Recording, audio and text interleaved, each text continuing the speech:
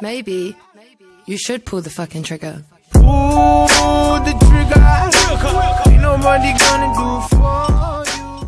What's up, guys? So we all are excited about the new gear that PlayStation is bringing us, but now recently PlayStation 4 Slim and PlayStation Neo are on the news.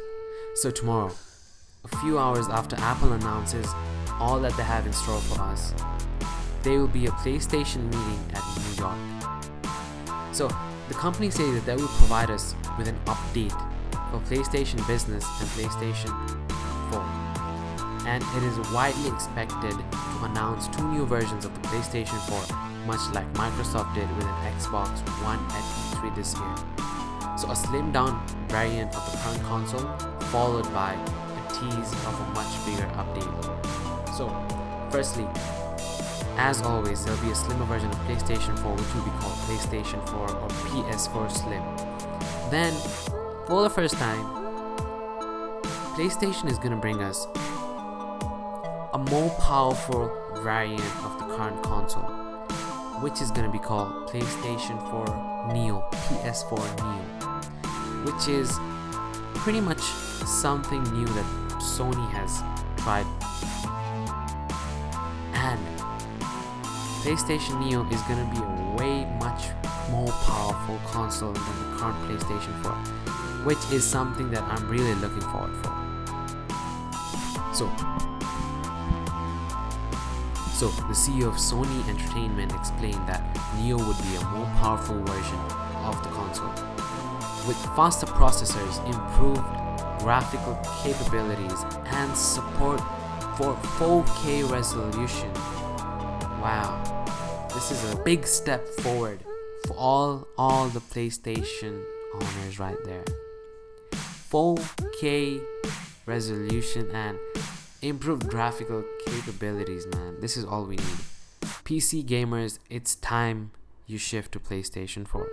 So further on, with native 4K support, games will look much better if you happen to have a very expensive 4K TV, while the improved processing power will likely make the PlayStation VR games both look better and run smoother compared to the standard PlayStation 4. So this is one thing I hate when companies take a step of bringing up a new variant of a current console, because the focus moves directly to the newer variant of the current consoles, and people who still own the current or the previous variant of that console suffer and do not get as many as advantages as the newer variants do, which is totally okay with me though. The PlayStation VR launches in October, and it will support all versions of the PlayStation 4. It's not yet announced or revealed on when the PlayStation Neo will be unveiled to us, but it's likely after the PlayStation VR hits the store shelves, and probably in 2017. Next up, we have the PlayStation Slim. Luckily, we have the exact images of how the PlayStation Slim would look like. So, what are the major differences in PlayStation Slim?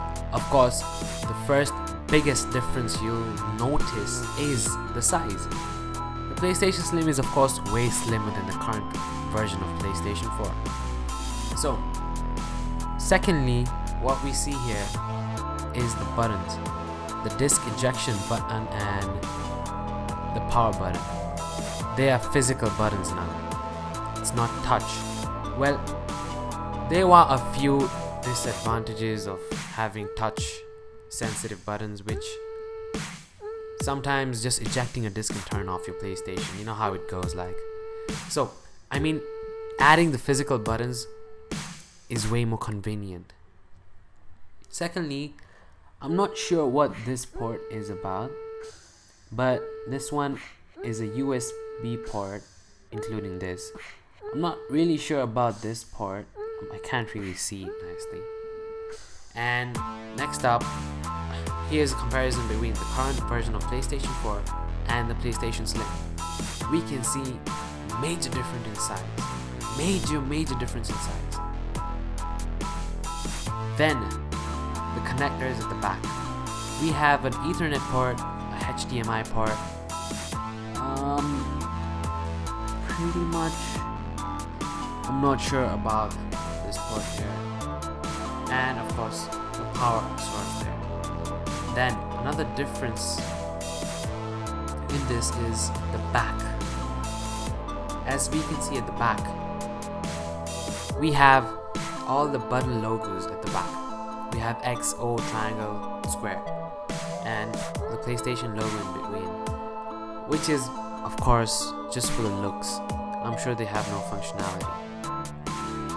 Okay, so one thing that is really satisfying about the Slim is it will now support 5 GHz Wi-Fi with a 2.4 GHz frequency band, which means that annoying moment when you shift your PlayStation from one room to another room and your router is in another room, we are gonna avoid that slow speed that we get, that lag that we get while playing games, and the disconnection problems. So this pretty much increases the range.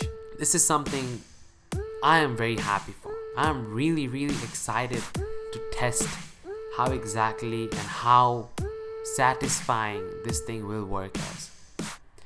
Then we have the controller. So the only difference we can see on the controller is the light bar here. Why would you have another bar on top of the touchpad? Like, we were already annoyed with the light bar that we already have in our DualShock 4. So I don't know what exactly this is used for, but I'm of course sure that there is a functionality to that. And the release date is of course not yet known, but we all hope we get to see it pretty soon. So guys, please like, leave a comment, and subscribe. Please subscribe, because if you don't subscribe, you'll miss such amazing videos, and I'll always be at the bottom of the suggestion list. So peace out.